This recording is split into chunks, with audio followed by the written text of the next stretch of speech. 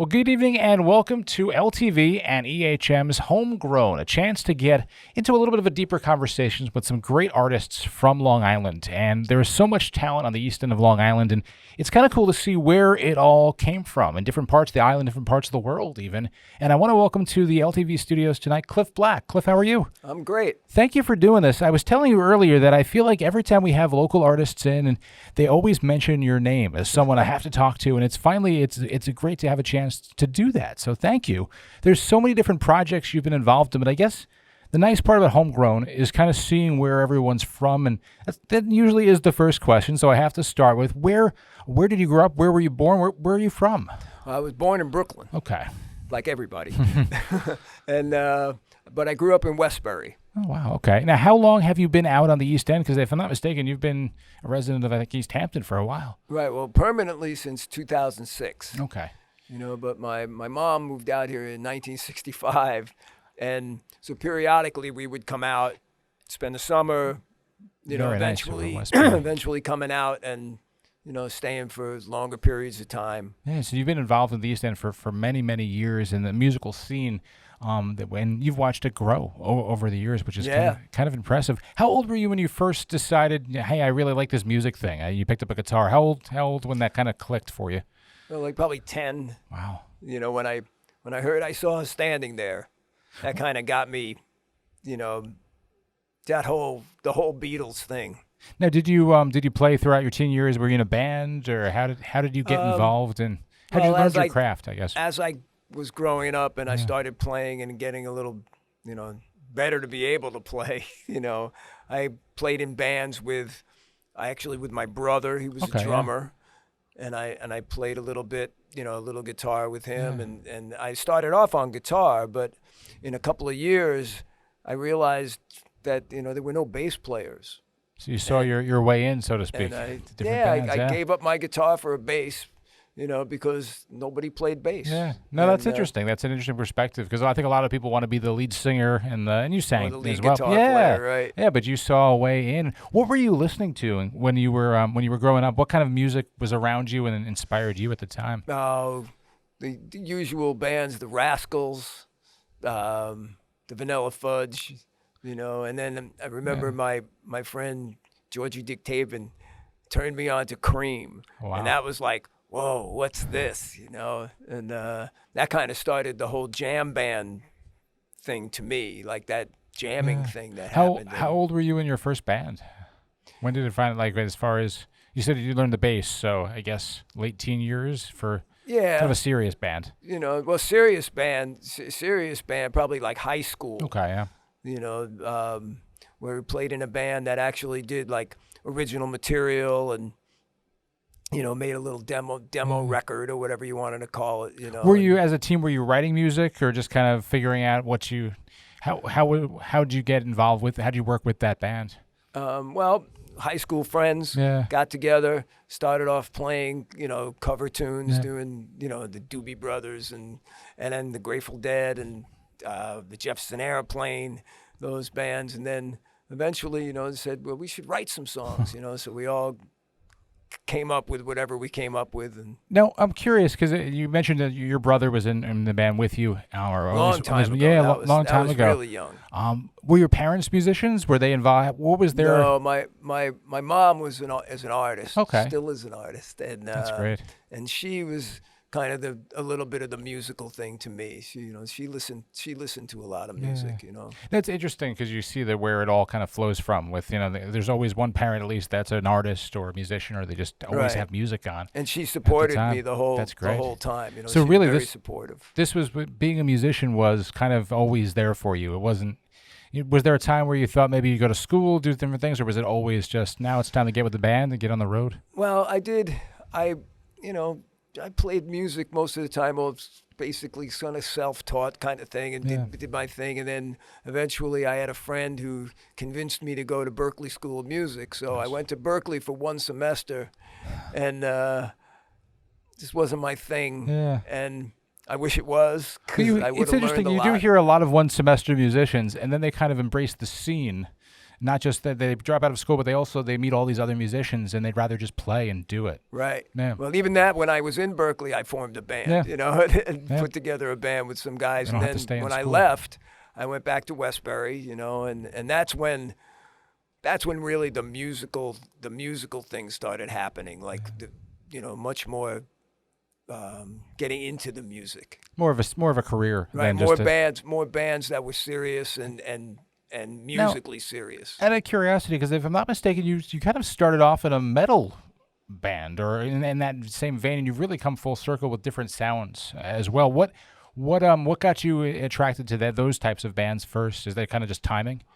Yeah, I started off when I came back from Berkeley. Yeah. You know, I ended up being in this band called Mount Olympus, and Mount Olympus was at one point was like I think an 11-piece band. Wow. And my friend Bill Savoca, who was the kind of the leader of that band, we worked for a couple of years and did some stuff, really great music. I mean, the stuff was really great. And then when that went away, I ended up in another band with another friend doing more, I guess you'd call it not pop, but I guess, commercial rock, if you want to call it that, and also, still being a Grateful Dead fan, playing that stuff with people, doing that. I did that before the Berkeley thing. And so that was your main interest in, as far as your main type of music you wanted to play?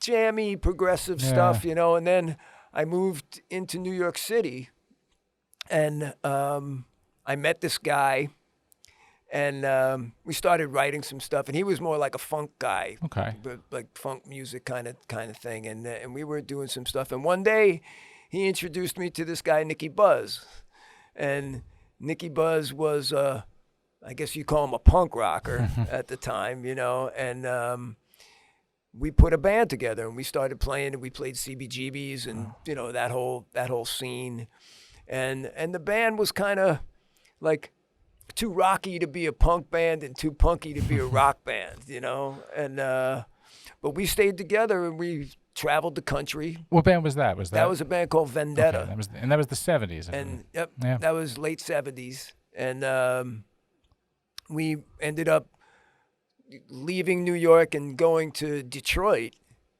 and honing our craft, if you want to call it that, and then eventually moving out to California, and seemed that we thought that Detroit was really the place for us, so we packed our stuff and went back to Detroit. Wow. And ended up getting a record deal and put out our first major album on Epic Records. It's interesting because we're talking about a lot of different bands over the years in high school, and you start off with Berkeley and going around. Was there ever a time where you were like, this is too hard to do? Or because a lot of musicians, it's a struggle. You mentioned your first record deal in Detroit. Was there ever a time when you thought, I don't know if this is going to work out as far as being a working musician to pay all the bills? Yeah, that's great. I did whatever it took to keep on doing it. I mean, we did a lot of crazy things, in California, we didn't have any money, so I mean, we sold blood to pay the rent, but we got a record deal. Yeah. So. No, and now that was with Vendetta. Yep. And then and then, if I'm not mistaken, you were in a couple different bands around that time. And what was it like? I think you were near the birth of MTV, essentially. Actually, things were kind of changing. Vendetta was during the time MTV started. We were one of the first, not first, but we were definitely in the cusp of when that first started happening. It had to be interesting in time to see it change from just, the audio version and things like that, where now things were, people were looking at it a little bit differently. Oh, yeah. I mean, it had to be kind of fun, I'd imagine, to shoot a music video. Or do you remember shooting it? Oh, yeah. It was great. It was great. We shot our first, well, the only one that Vendetta did, but we shot it at this place this building, these old buildings in Brooklyn. And it was funny because the day we were supposed to shoot it, the night before, they knocked the building down.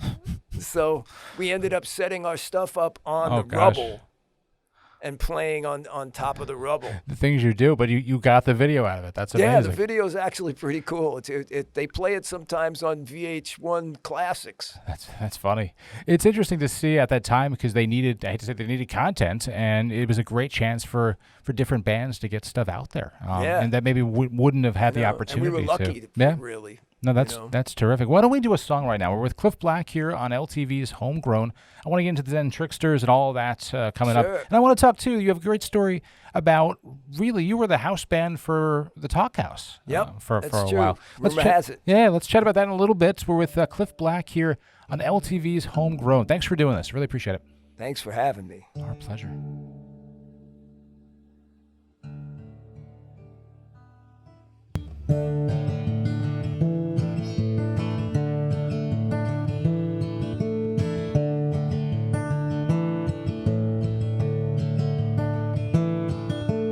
Caught inside this spinning wheel, waiting for a change. The sun could rise and set 1,000 times, not one's the same.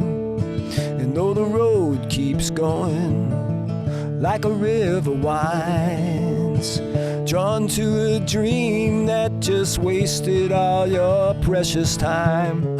And I know you're waiting for a sign. Life goes on without you. You got to free yourself to fly. Leave that world behind you now. That world behind you now.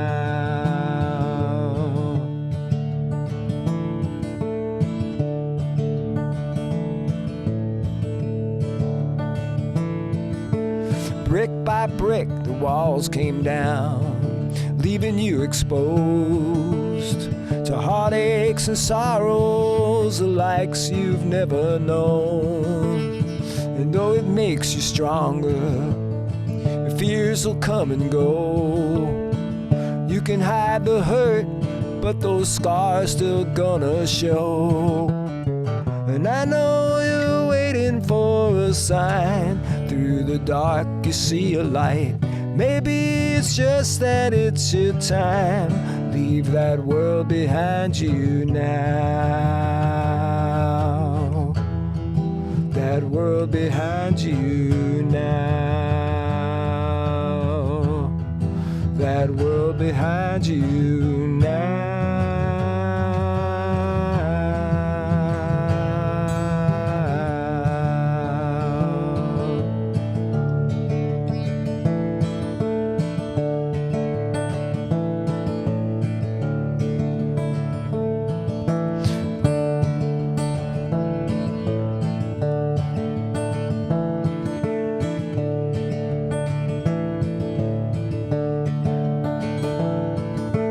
Caught inside this spinning wheel, waiting for a change. The sun could rise and set 1,000 times, not one's the same.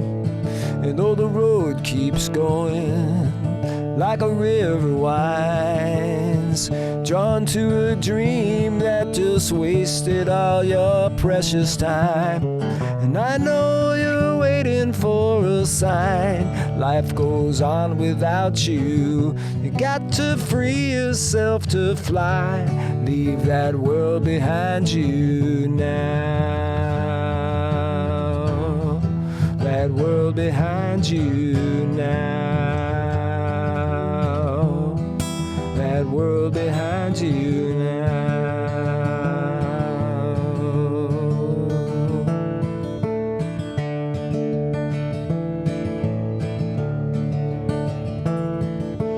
Caught inside this spinning wheel, waiting for a change.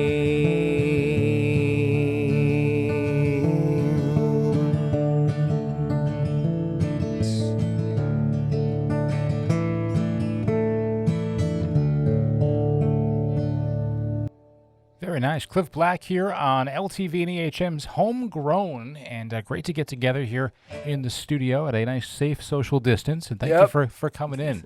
we appreciate that. I want to talk a little bit about you had come out to the East End for years. As a teenager, I'd imagine, too, and growing up and seeing Eastern Long Island and the Hamptons and the South Fork explode. You played at Snuggler's Cove, I guess, in the 80s as a band. Yes. When did you start getting involved with different gigs out here? Was it the 80s, and kind of what was it like to watch it grow out here? And then the Talk House, the start of the Talk House. Well, it was great. I mean, Snuggler's Cove was actually a really cool place because it was really the only place around that really did live music. You know, there was a couple of other clubs that were more toward Wayne Scott or that, but Snuggler's and being a really tiny place was pretty cool. And I used to go there and see a guy who's also a pretty well-known guy out here, is Monty Farber, and he does the Enchanted Tarot thing now, but he was a musician and actually a really talented guitar player and bass player and songwriter. And he was playing at Snuggler's, and I used to go see him all the time. And eventually he put a band together, and the band was too big and loud to play at Snuggler's. So he kind of gave up the gig, and I took it over. Okay, that's interesting. I started off with an acoustic guitar by myself, and eventually ended up bringing in other friends to play with me who all lived out here. And I ended up putting together a band from that. I started off with acoustic guitar and electric bongos. and that was my friend Jeff Silverman playing bongos. And then eventually my friend Eddie Mack played harmonica. Jeff Snell came in and played bass. And eventually we had a band, and we started playing wherever we could. Were you spending I'd imagine, more and more time out here during the summer and kind of growing and watching the scene grow? When did the Talk House start? I know you have an interesting story about how you got involved, and you were the first band. Well, 1988. Yeah. 1988, we got involved with the Talk House, and I was the first guy that played there. Wow. And in that regime, and I was I feel like I was the guy who actually got them to have music there. I was, really kind of instrumental in that. I thought it was needed. It was a great place. There was no music, Snuggler's had already, not been doing anything. No, it certainly was needed, and it's great that you kind of, it almost feels like not that you spearheaded it, but you were really at the start of it and a champion. Yep. I did. I was the one who said we should have music here. It must be nice to watch over the years it grow, and we spoke to Nancy Atlas a few weeks back about the Friday Night Hustle, which is happening for the Stephen Talk House and the people that work there and the venue itself, and these crazy times that were everything going on with different performance venues. It must be kind of cool to have watched all of this, because now Nancy kind of champions local music as well, and all these different artists that are out here. You were kind of at the start of that. Right. Well, I loved seeing it all blossom into things. I mean, watching Nancy grow was incredible. I was curious about that, because when did you first meet her? I'm curious. Oh, I knew Nancy way back then, and she used to come and see me play. Because there's common, it's interesting to chat on Homegrown, because there's common threads that a lot of people up the island came out for summers and would start performing out here, and they've stayed and they've stuck around. Right, or they live out up the island. They all come back to play. You know, all those guys, and it's incredible how much talent there is on Long Island. It seems like you're involved in a lot of different projects, and it's funny trying to figure out like the timelines of certain things. When did you get involved in the Zen Tricksters? Well, the Zen Tricksters, I got involved with them in 1993. Okay. I was making a record in Canada, and with Rob Baracco from the Zen Tricksters, and who's now in Dark Star Orchestra. And Rob was touring with the Zen Tricksters. They had a gig in Buffalo right before he came to do the record in Canada, so it was kind of easy for him. He just jumped on the train and came up. And that night, the bass player quit the band. So timing is everything. When he came up, he said, would you like to audition for the band? I said, yeah, I'd love to. And actually, the interesting thing about auditioning for the Zen Tricksters was I had to audition playing original music. Yeah. You know, I mean, the Zen Tricksters famous for the Dead thing, you know, but they also always were original. They always had original music. And so I had to learn all that. And then, you know, of course, having the Dead stuff under my belt didn't hurt because they did it, you know. And then I learned even a lot from them from doing that stuff. And then I stayed in that band. I'm still in that band, really. We still play. Well, a lot of different incarnations, too, along the way. What was it Right. like to watch the popularity of it take off? And sadly, after the passing of Jerry Garcia, it seemed to kind of take off even more. Right. Well, the appreciation of the Dead, yeah. you know, hearing, you know, when Jerry died, that was a big blow to everybody. It was right, and in fact, you had just joined, really. I mean, a year Right, 2 earlier. years. Yeah. I'd been in the band for 2 years, and I mean, but Jerry was a big influence on me even back in the day, you know, in the high school days. You know, that's when I really got turned on to those guys, you know, and that's actually my favorite kind of period of those guys was, you know, from like 69 to 77, you know.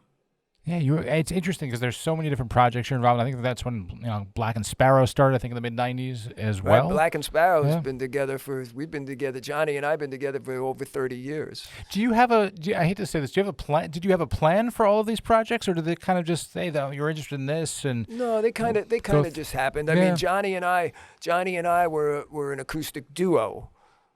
Always. I mean, that's what we did. And, you know, we would play together with other guys, electric, and do some stuff, but it was mostly cover music. And then, like, you know, finally we decided to do another record after we did our first CD we did in 95. And the next one was a long time coming. But the next one we did, we said, oh, let's put a band together, you know. So, you know, we found the musicians that we wanted to use, and through playing out here, through playing with all the other musicians that I play with here, I ended up recruiting all these guys to be in a band with us, you know. And I got Randy Hudson and Al Buonanno and James Bernard and me and Johnny. And that was basically the core of the five of us, you know. I went through a couple of bass players, and, you know. There's a lot of different things. And I'm curious to go back to the Zen Tricksters. Was it interesting joining a band midway where they had this following already and they had this huge, and especially after, with everything and the legacy of the music of the Dead, what was it like to join that? What was the things that were different about that experience that you noticed by joining and going on tour? Well, it was nice. It was nice to be in a band that kind of had a following, so we were doing good gigs that were you know, successful or whatever like that, you know. But one of the good things about it, at least for me, was I was pretty responsible for them making their first CD of original music, and in doing that, once we had that record under our belts, it also got us out on tour, you know. So we were able to tour the country, and eventually, you know, after our second record came out, we were touring. We were touring over 200 nights a year, playing all over the country. And then eventually, I guess the highlight of the whole thing was actually getting to play in Japan, and which was really an incredible experience. It's interesting to see, because what was the for the band itself, and I'm sure, when did they decide to really realize, hey, let's focus on some original material? Well, they were always an original band, but it was a tough road for the Zen Tricksters in that sense, because we always like blocked it off as thirds. There was a third of the audience that just wanted to hear the Dead. There was another third of the audience that really wanted to hear the original stuff, and there was a third of the audience that was happy with both. And it's hard to try to please all of the audience, I'd imagine, along the way, and kind of figuring out the right formula to do that. It was a hard thing to, you know, it was really a hard thing to, like, make that decision, like, say, you know what, we're going to just do original music and get out there, you know. And in a way, it might have been a good thing to do, you know, to get it, because that's what really happened with a lot of the other bands that we grew up with. That's true. that were playing Grateful Dead music and doing that stuff. Eventually, they gave it up and they started playing original music, and they started growing. Bands like Mo, and even not so much the Spin Doctors and those guys, but those guys were all there. Blues Traveler and all those guys were in the jam band scene, and they were doing original music. How did you get involved with the? 'Cause you mentioned that you were kind of the impetus for putting together the first CD for them. How did that work as far as working with the band and the members to get that project going? It was actually it was a great thing. I mean, we had been working on the tunes, and this other friend who was in Mount Olympus with me, this guy Bill Savoca, was also recording we were recording at Old Westbury College. They had a recording class, and the kids were, I'd come in and I'd play guitar or bass, and they would record us, whether It's it was a great way to do it. Yeah, just to do something as a class. And the teacher really liked me, and so I told him, I said I'd come in anytime. And then one of the students, his project was to record the Zen Tricksters album, and the guy was like, well, how many songs do you want to do? We said 12, and he was like, are you kidding me? And I said, no. I said, we'll come in whenever you want us, anytime, to record. That's great. And we did, and we ended up making our first record from that place. When you mentioned doing the Black and Sparrow in the 90s and doing a record there and kind of a lot of time in between, is there ever a time that you feel like, hey, I want to write, I want to start creating some newer music? And how do you decide when to start writing? Do you do it all the time? Do you set aside like a few months to say, no, this is when I want to focus? How does it work? I think with me, it's more naturally. It happens. Yeah. It's like it's a little tough. I'm not a really fast writer, so I have some songs or sometimes I have ideas and I put them down, but I was never really a quick writer. I wish I was. Well, it's interesting just to see, I can see it, because I feel like it must be, and it can be a challenge to figure out what project to focus on, to work on, and I imagine you always have a lot of irons in the fire, so to speak. Well, I was lucky. I was lucky because being out here and being part of the musical scene, if somebody needed a guitar player or a bass player, I could get involved in it, or I could, even if I wasn't writing, I could be helping in arranging or doing those kind of things and setting up songs for people. Well, it's nice to see that you've been kind of in, watching it explode over the years with the East End music scene, but also even the Zen Tricksters. You mentioned as the popularity grew in the late 90s. Why don't we do another song? Sure. Klyph Black is here on LTV's Homegrown as we chat and get to know him a bit and go a little in-depth in our conversation about over the years, and lots to get into. I want to talk about the English Town project, too, in just a little bit. We're with Klyph Black here on LTV's Homegrown. All right.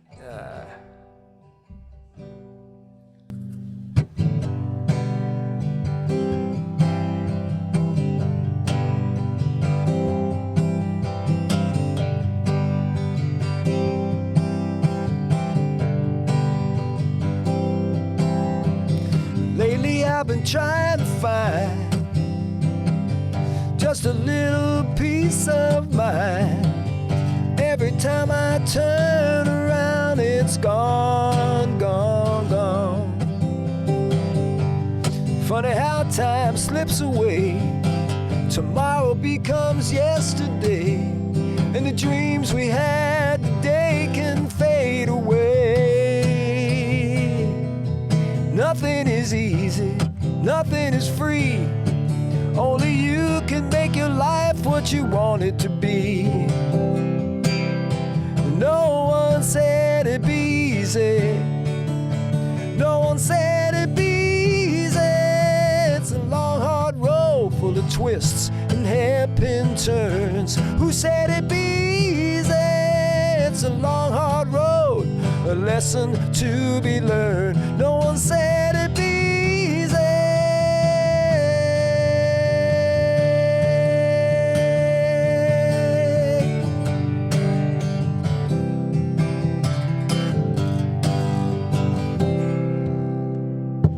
Now all this talking about love is confusing enough. Something that we'll never understand. just when you think you got it licked, it gets under your skin, caught in its grip. An addiction even broken hearts can't kick. And nothing is easy, nothing is free. Only you can make your life what you want it to be. And no one said it'd be easy. No one said it'd be easy. It's a long, hard road full of twists and hairpin turns. Who said it'd be easy? It's a long, hard road, a lesson to be learned. No one said it'd be easy.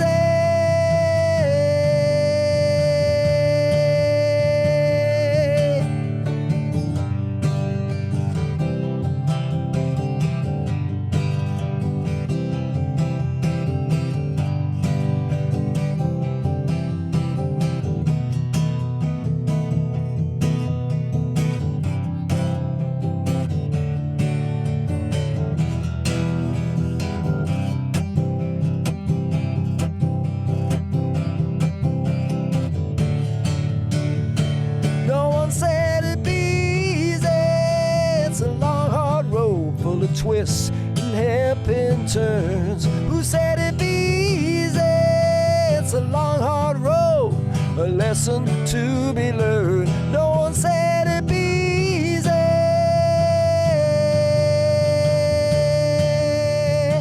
No one said it'd be easy.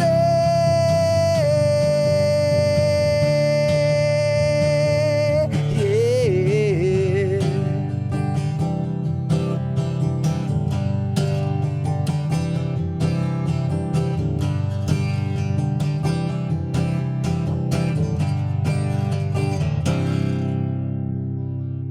Very nice. Klyph Black here on LTV's Homegrown. Sounding great, and we're kind of retracing the past few years, the past few decades, and all the way from Westbury all the way to the east end of Long Island. That's right. You've been out here since 2005, six? Yeah, it's 2005, 6, yep. Now, I'm curious, you've worked in, and this is more of, because aside from music, you've worked in a lot of different projects. What's it like, and I think it strikes me because it says something, you worked in metal bands, dead bands, acoustic, different sounds.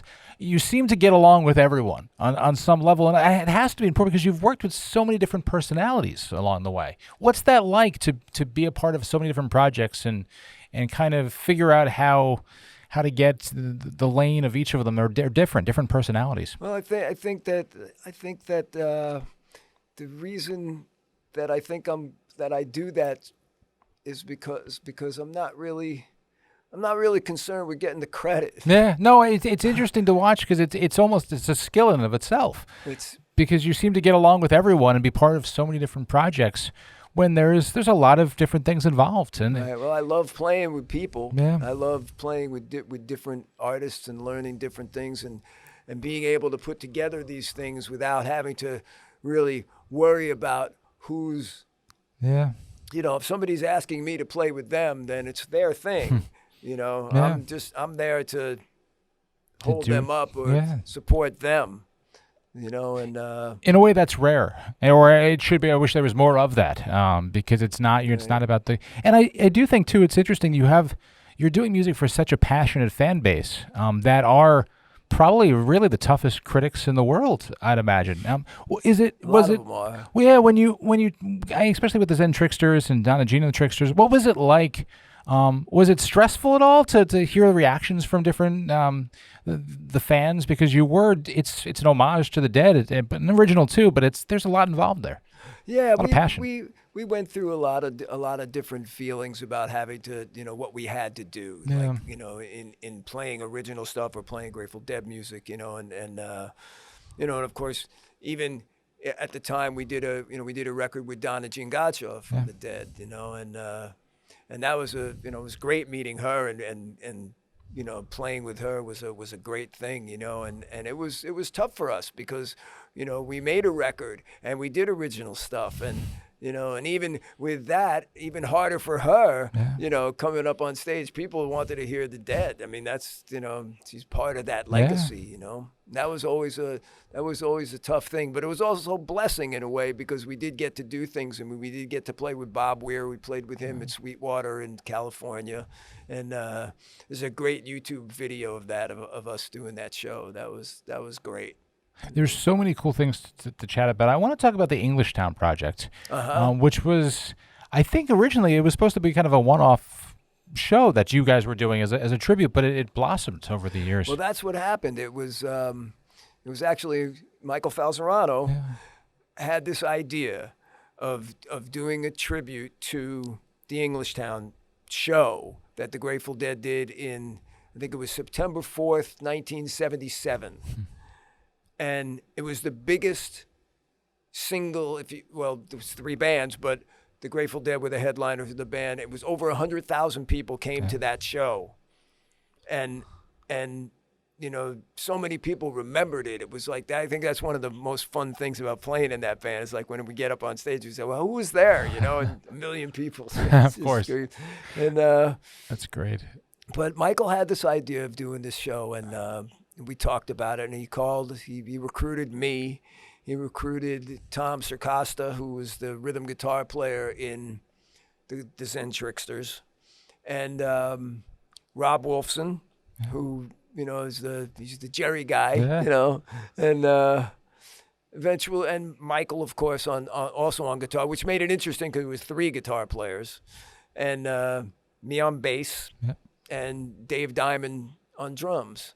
And keyboards were always something we had to find, because it was hard to nail down one guy. So we had like a you know, a stable of keyboard players, you know, that would come and do the project.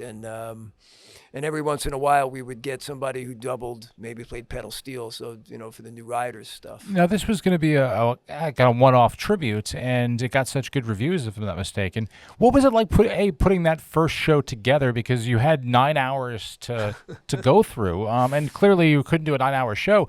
What was the strategy behind putting the set list together? Well, you know, it was figuring out what tunes to do that people would want to hear from Marshall Tucker. I mean, the Dead, pretty much at that point in 77, they had, you know, you could basically pull any of those songs out and everybody be happy with those, you know. But with the Riders and Marshall Tucker, you know, you had to, you know, did you rely on the hits? Did you try to pull something out that was maybe, you know, something that wasn't so popular, or something like it was hard to do? And with the Riders, kind of the same thing. But we did try. We thought maybe we would do it like the show. We started off with a New Riders set, and then a Marshall Tucker set, and then end it with a Dead set. And it kind of worked. I mean, it was, you know, we felt it was pretty good, but the audience was more, I think we decided if we mixed it up, it would be a better situation, and it turned out that it was. So we started doing these shows, and our booking agent like started calling up, and everybody wanted this show, and it was like, okay, well, let's go do it, you know. And so we ended up playing a bunch of festivals and doing shows we played all the way from like Massachusetts to Washington, D.C. And did a whole circle of those, you know, around that area stuff. And then, of course, COVID hit, and here we are. Yes, you know? and kind of put a stop to it as it was growing, too. Are there plans to get that back once? Oh, yeah, we're still all talking together, you know. And, you know, there was some talk about... There was talk about a New Year's show, and it's like, but you know, I mean,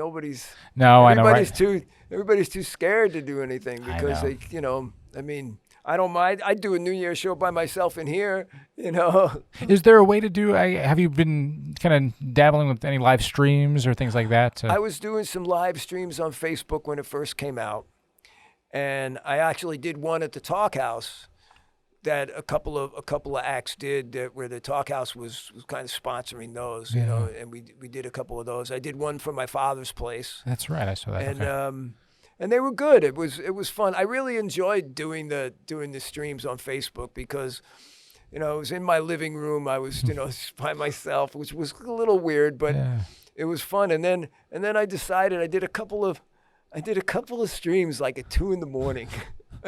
I was up. Yeah, why and not? I said, you know what? I'm just going to turn it on. Hit the on button and see what happens, yeah. And all of a sudden there were like, people tuning in going, I can't believe you're on right now.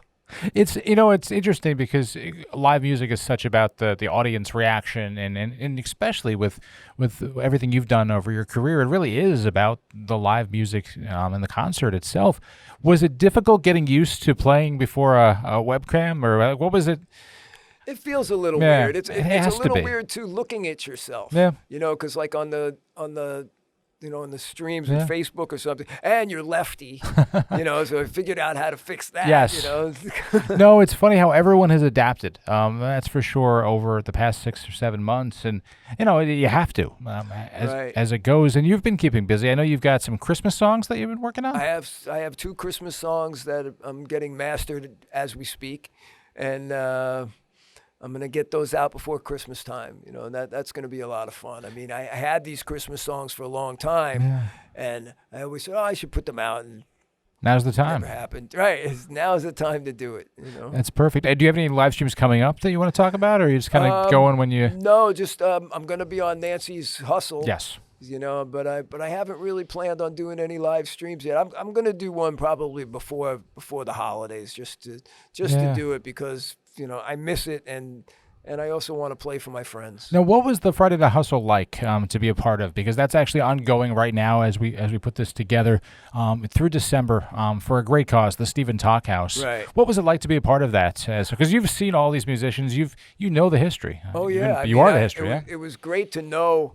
I mean, first of all, like I said, Nancy's the best. She's just really, really putting that thing together and getting everybody to do it. And all the people that played on it, were all my friends. I mean, every act that played. Now, for people that don't know, these are performances from the Talkhouse, right?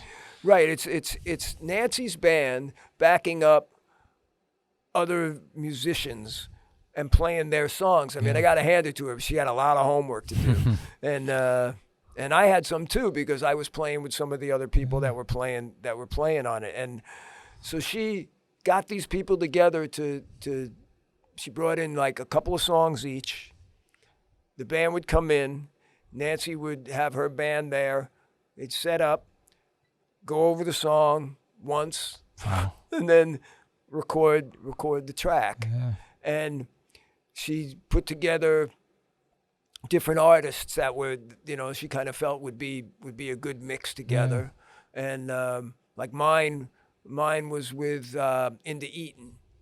Nice. And Mama Lee, which were, both people that I've played with and respect a lot. I mean, they're great singer-songwriters and performers, and they did a great job. Nancy's band, just like, can't beat those guys. It's really fun to watch. It's up. All the episodes will be streaming, and they go up each week through December, and you can pay what you want. I think $10 to $100 or whatever you can do.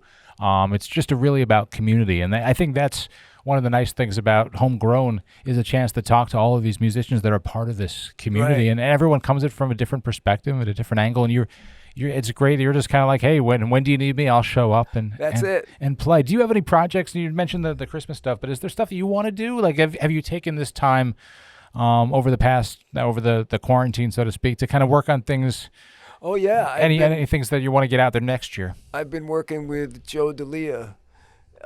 He was recording at his place in Montauk, and we had been talking, and he asked me if I wanted to, me play on some of the songs that he was writing, and he said, "Do you have any ideas?" And I said, "Yeah, I got some stuff, So I basically went into my computer and did a couple of rough things, to show him, and he said, well, let's see what we can do with these things. So we started working on stuff, and we've actually come up with, I think like over 10 songs that are really, coming along. That's great. And I think we're going to try to get them out. We didn't know if we wanted to make a CD or a record or if we just want to put them out as singles to, get them out there. Yeah. No, and with everything changing, it's nice to just to have fresh music. It's nice when you're surprised by a release these days with everything going on in the world. It's nice to get some new stuff. It's a great thing, and there's so many musicians out here that are doing, trying to keep the music going. Very good. Why don't we do one more song here on Homegrown tonight? Klyph Black is here. We're chatting about everything going on and getting through. And it's nice to be nice to chat with you and kind of go over everything that's going on in the community. Thank you for doing this. Thanks for having me. So here I'll do one of my Christmas songs. Oh, great! Since that holidays are coming. So. Yeah, they're here.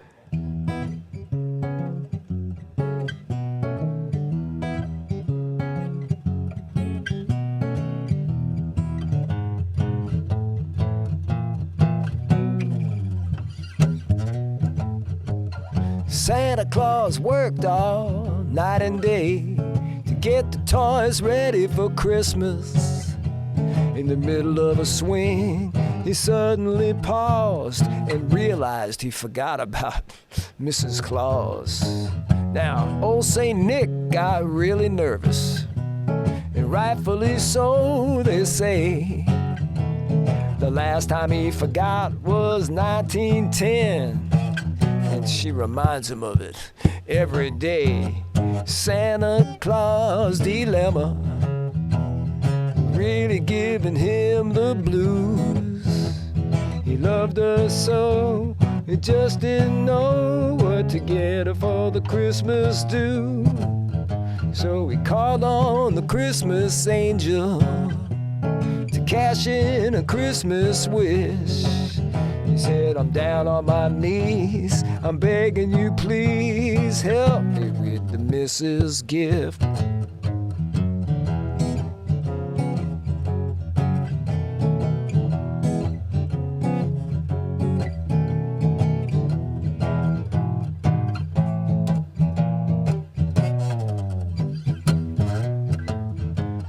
Well, Santa and the reindeer dropped the last presents off, sped up to the North Pole to Mrs. Claus. He walked through the door with presents galore, thanks to the angel that lived next door. Now, the moral of the story that I'm telling you, don't forget the missus, if you do. It worked for Santa, it'll work for you. Call on an angel and your wish could come true. Very nice. Klyph Black doing a Christmas song. As you've got a couple of them coming out. Yep. When are they coming out again? We want to make sure Well, on your Facebook we'll get all the info. Hoping before the holidays. I'm just, like I said, waiting for the mastering right now. Very good. We look forward to hearing more of that as we head towards the end of the year. Well, something that struck me that we talked about earlier is your decision to learn the bass in a way that you saw your way in. And there's so many different musicians that are out there now, and it's a different world. With the internet and, but different mediums with YouTube and different ways people are, you set yourself up by doing that decision in a way for such a great working man's career where you're always needed. You're always there. That's true. I like I said, the reason I started playing bass was because nobody was playing. Yeah, and it's really smart. I'm curious what you would tell someone that's kind of at that age and they're trying to figure out, even then, how do I become a working musician? So to speak. What advice would you give them? Well, I think you have to be well-rounded. I mean, nowadays probably, which I wish I would have done more, was being able to read music or being a little bit more in that realm of stuff. But I mean, I think you have to be open-minded to all kinds of music, and it's good to be like supportive of other things, so that it's not, unless you're a really talented songwriter and then you write your own stuff and you do that kind of thing, like for me, I think part of playing bass was a support thing. Yeah. It was a supportive thing in the band, it's like, I was considered, I know in one review of the band that I was in back in the day was that I was a cohesive force. Well, you hear that the bass players are the glue, so to speak, because you're kind of so many different personalities between the lead singer and the drummer and everything. Right. You're the one that kind of talks everyone down, I'd imagine. Right. That's the thing, and keeps them together. It is a crazy world. How have you adapted? And it seems like you have with when to release songs, albums. Do you prefer just putting out songs, or do you kind of want to put together? Because you mentioned for the project with Joe D'Elia. I've always done CDs. I never really did the single thing, and I like when Michael was doing that record, I was like, well, I have those Christmas songs, and I never really did anything. Yeah. And I did do things with them. I mean, that song I just played, Santa's Dilemma, was on 2 television shows back in the 90s. And well, I did read, and were you were responsible because there was a couple TV shows that you've had music on. Yep. What's that like to write for television? Is it part of that process, or it just happens? Well, it was funny that the Christmas songs, actually both Christmas songs, I had a friend who was working on Felicity and Alias. Okay, yeah, there's the 2 songs, and it just seemed really random that those 2. Right. Yeah, it was I had crazy. a friend who was working on them, and that's great. He called me up and he said, "Hey, listen, I need a Christmas song." And I go, I really don't know much about Christmas. And he goes, we'll write about the 3 kings, And I go, I'm a Jewish kid from Brooklyn, And then I realized, like, most of the Jewish guys wrote all the big Christmas songs. But I said, I'll give it a shot, So I came up with these 2 songs. Yeah. I sent them in, and they picked it. That's great. And after they picked it, they said, "Well, what else you got? What do you have?" Yeah. So I sent them a bunch of tracks, and they picked I ended up having 5 songs that got picked on. Now I have to ask, because if I'm trying to think, was there a common? Because I know J.J. Abrams was Alias. He's not your friend, is it, or is it another person? No. All right. I was like, wait a second. No, he was a producer. Yeah. Because I feel like he might have been involved in Felicity too. That's interesting. But it's such a small world, and I'd imagine the shows are looking for songs that they don't have to pay rights on and stuff like that. And it's such an opportunity.